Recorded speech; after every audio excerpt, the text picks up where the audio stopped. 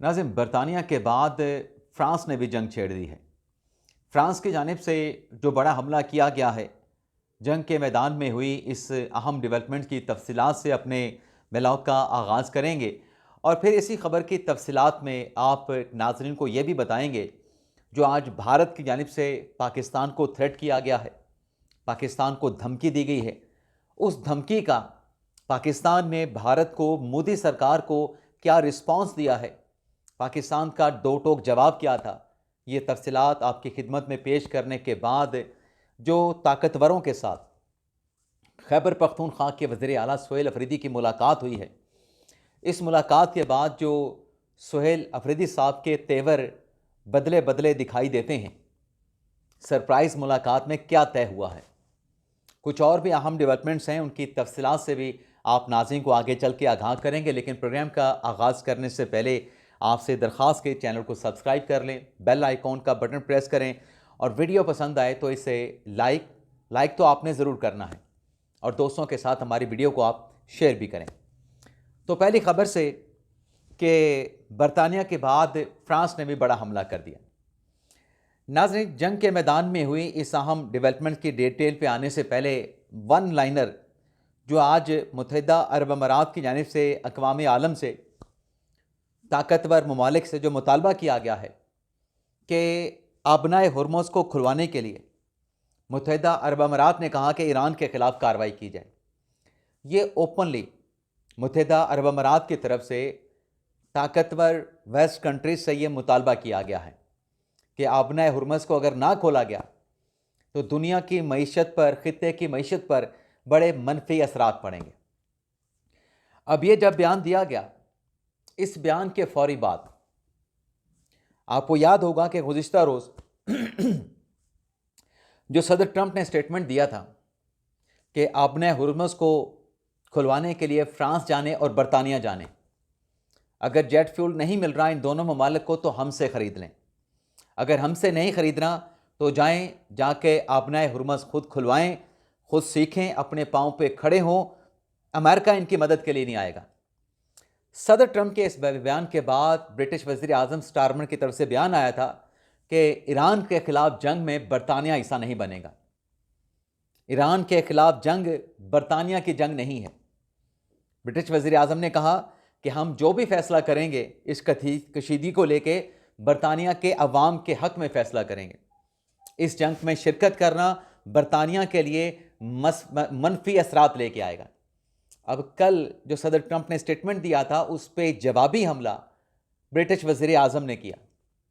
British वज़ीर आज़म ने American president को साफ जवाब दे दिया कि आपकी जंग में हम शामिल नहीं होने जा रहे। आज जब मुत्तहिदा अरब अमारात ने अमीर ममालिक से, तरक्की याफ्ता ममालिक से ईरान के ख़िलाफ़ कार्रवाई का मुतालबा किया आबनाए हुर्मुज़ को खुलवाने के लिए, तो फ्रांस के सदर मैक्रोन की तरफ से स्टेटमेंट दिया गया। लेकिन फ्रांस के सदर मैक्रोन का जो स्टेटमेंट है, उनके बयान की डिटेल पे आने से पहले ये जानना भी आप नाज़रीन के लिए ज़रूरी है कि गुज़िश्ता रोज़ सदर ट्रंप ने सदर मैक्रोन को भी टारगेट किया था कि जो सदर मैक्रोन की अहलियाँ हैं वो अपने हस्बैंड मैक्रोन के साथ अच्छा सलूक नहीं करती। मैक्रोन की अहलियाँ अपने खामन के साथ बदसलूकी करती हैं। तो आज फिर फ्रांस के सदर ने भी अमेरिका की तरफ से, अमेरिका के प्रेसिडेंट की तरफ से जो हिट किया गया, उस टारगेट करने के ऊपर जवाबी रिस्पांस दिया गया। बेशक आप इसको जवाबी हमला भी कहें। मैक्रोन की तरफ से कहा गया कि जो ईरान के ख़िलाफ़ उनके जौहरी प्रोग्राम के ख़ात्मे के लिए कार्रवाइयाँ की जा रही हैं, इन फ़ौजी कार्रवाइयों से ईरान का जौहरी प्रोग्राम ख़त्म नहीं किया जा सकता। बल्कि फ्रांस के सदर ने कहा कि सफारतकारी और मुज़ाकरात के ज़रिए ही ईरान का जो जौहरी प्रोग्राम है इस मसले को हल किया जा सकता है, और अगर सफारतकारी और मुज़ाकरात का कोई टाइम फ्रेम ना बना तो जो मौजूदा सूरत हाल है वो 6 माह के बाद या 1 साल के बाद मज़ीद ख़राब हो सकती है। लेकिन मुत्तहिदा अरब अमारात ने जो आबनाए हुर्मुज़ खुलवाने के लिए मुतालबा किया तरक्की याफ्ता ममालिक से, उस पर फ्रांस के सदर का जवाब ये था कि आबनाए हुर्मुज़ को खुलवाने के लिए किसी किस्म की फ़ौजी कार्रवाई, किसी किस्म का फ़ौजी ऑपरेशन जो है वो गैर हकीकत पसंदाना होगा। और अगर आपने हुर्मुज़ को खुलवाने के लिए ऐसा कोई ऑपरेशन होता है तो ये ख़तरे से खाली ना होगा। यानी फ्रांस इस मामले पे बिल्कुल अपने हाथ खड़े कर चुका है, अमली तौर पे भी और लफ्ज़ी तौर पे भी। जबकि आबने हुर्मुज़ की हम बात कर रहे हैं तो आज फ़िलिपाइन के बहरी जहाज़ों को फ़िलिपाइनी झंडों के साथ आबने हुर्मुज़ से गुजरने की इजाज़त दी गई है। लेकिन सदर ट्रंप की तरफ से जब आबने हुर्मुज़ को खुलवाने की बात की जाती है और उस पर जब ईरान का रिस्पॉन्स नहीं आता तो सदर ट्रंप कहते हैं कि हम ज़मीनी फ़ोर्स भी उतार सकते हैं, बरतानिया के ख़िलाफ़ मज़ीद कार्रवाई कर सकते हैं। तो वाशिंगटन पोस्ट ये रिपोर्ट कर रहा है कि अमेरिका की अफवाज ने ईरान में ज़मीनी कार्रवाई का, ईरान के पास जो अफज़ूदा यूरेनियम है उसको कब्ज़े में लेने का फ़ौजी ऑपरेशन का प्लान भी बनाया है। लेकिन साथ में वाशिंगटन पोस्ट ये भी कहता है कि ये मिलिटरीली ये जो प्रोग्राम तैयार किया गया है ईरान पे ज़मीनी हमले का, वैसे तो जो ईरान के ऑपरेशनल कमांडर हैं उनकी तरफ से वाज़े किया गया कि अगर दुश्मन ईरान की ज़मीन पे उतरा तो किसी को भी वापस नहीं जाने दिया जाएगा। लेकिन वाशिंगटन पोस्ट की रिपोर्ट ये बताती है कि अगर ऐसा कोई प्लान मौजूद है, ऐसी कोई कार्रवाई ज़मीनी जंग के यूरेनियम, अफज़ूदा यूरेनियम को कब्ज़ा लेने की अमेरिका अगर करता है तो ये एक बहुत महारत वाली जंग होगी। क्योंकि वाशिंगटन पोस्ट ये कहता है कि ज़मीनी फ़ौज को उतारने के लिए आपको एयरपोर्ट बनाना पड़ेगा, आप वहाँ पे उतरेंगे कैसे, फिर आपको खुदाई करना पड़ेगी और जो जौहरी जो मवाद है उसे महफूज तरीके से एक जगह से दूसरी जगह मुंतकिल करना, ये भी बड़ा चैलेंजिंग होगा, बड़ा अपहिल टास्क होगा। तो ये अगर ऑपरेशन अमेरिका करता है, एग्जीक्यूट करता है, तो ये इंतहाई महारत वाला जो है वो ऑपरेशन होगा। ये इतनी आसानी के साथ ख़तरे के बगैर मुकम्मल नहीं हो सकता। ये तो होगी ईरान इसराइल अमेरिका जंग से मुतल्लिका जो तफसीलात हैं, जो डेवलपमेंट्स हैं, उनकी डिटेल आपके हमने शेयर की। आज नाज़रीन, पहलगाम वाक़े को 1 साल मुकम्मल होने पे भारतीय वज़ीर दिफ़ा राजनाथ की तरफ से एक मरतबा फिर पाकिस्तान के ख़िलाफ़ ऑपरेशन सिंदूर 2 की बात की गई।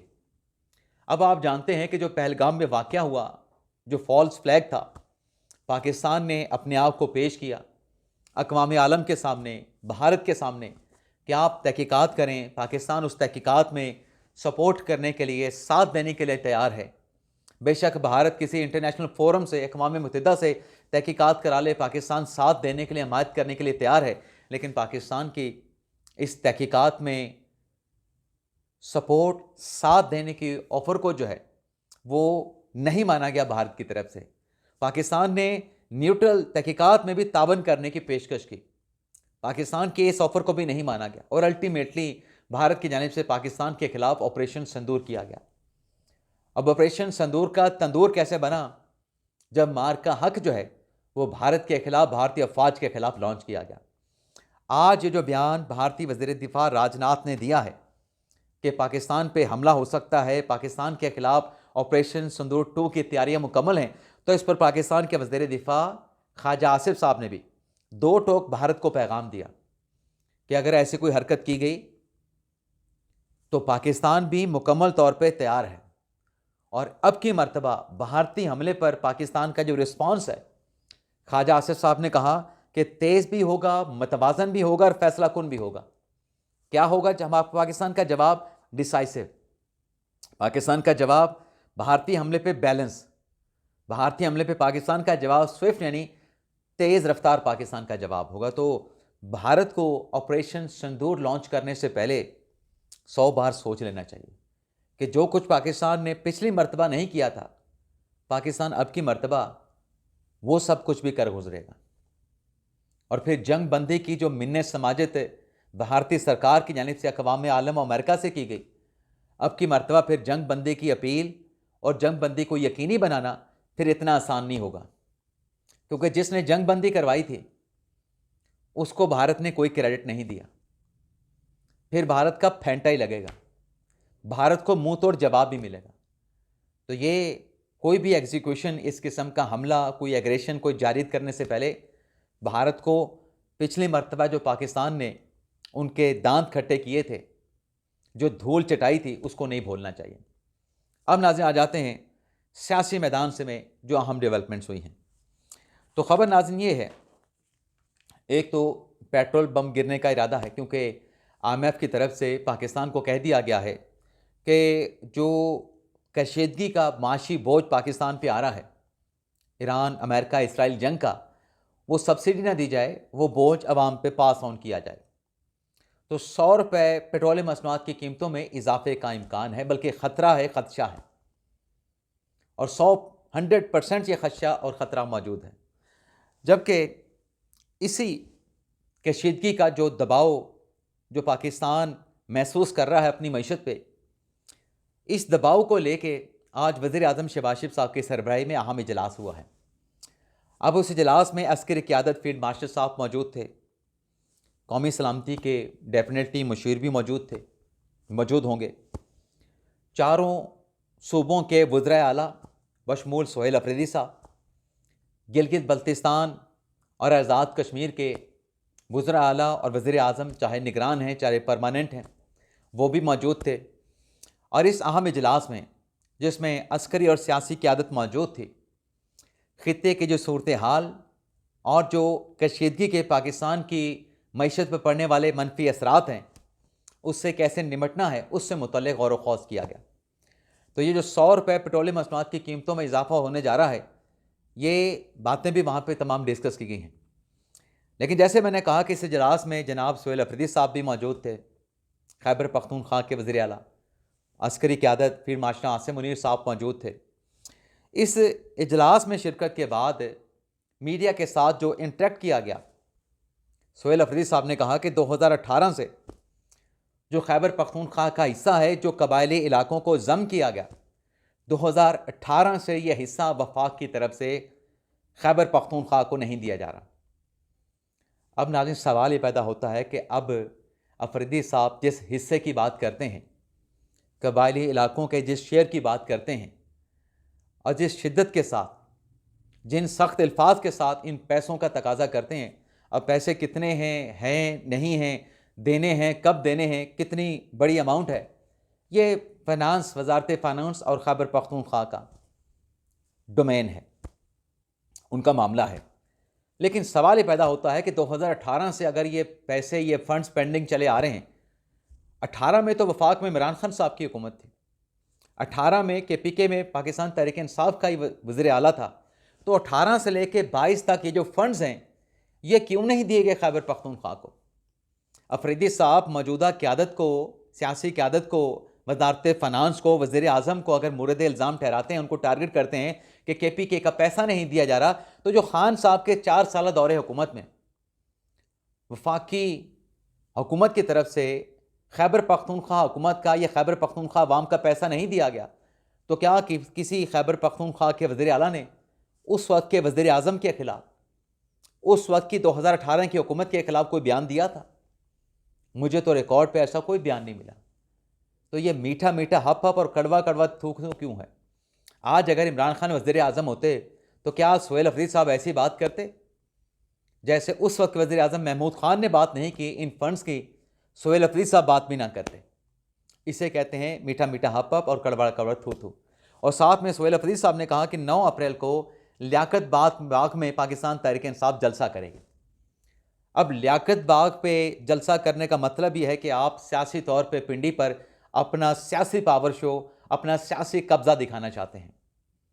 सियासी अपना पोजीशन शो करना चाहते हैं। और साथ में सोहेल अफरीदी साहब कहते हैं कि हम NOC के लिए अप्लाई करेंगे, लेकिन अगर हमें रोका गया, NOC ना दिया गया, रास्ते में रुकावट डाली गई, तो जहाँ पे रोका जाएगा वहीं पे हम धरना दे देंगे। अब ये क्या मुमकिन हो पाएगा जो ऐलान इस अहम बैठक के बाद, इस अहम बैठक में शिरकत के बाद जो अफरीदी साहब ने ऐलान किया है, क्या यह मुमकिन हो पाएगा जब आप इस किस्म का सख्त स्टेटमेंट देंगे? NOC बिल्कुल जारी होना चाहिए, कानून के मुताबिक, ज़ाब्ते के मुताबिक जलसा करने की इजाज़त मिलनी भी चाहिए, लेकिन जो गारंटी है वो फिर गारंटियाँ भी तहरीक इंसाफ को देनी चाहिए। बाकी हम बात कर लेते हैं, खालिद यूसुफ चौधरी इमरान खान साहब के लीगल अफेयर्स के कोऑर्डिनेटर हैं, उनकी तरफ से भी आज एक स्टेटमेंट दिया गया है कि इमरान खान साहब के इस्लामाबाद हाई कोर्ट के फैसले के खिलाफ अपील दायर करने के लिए जो वकालतनामे, जो पावर ऑफ अटॉर्नी जिस पे खान साहब के सिग्नेचर दरकार थे, उन सिग्नेचर के लिए खालिद यूसुफ चौधरी साहब कहते हैं कि मैं अडयाला जेल पहुंचा था,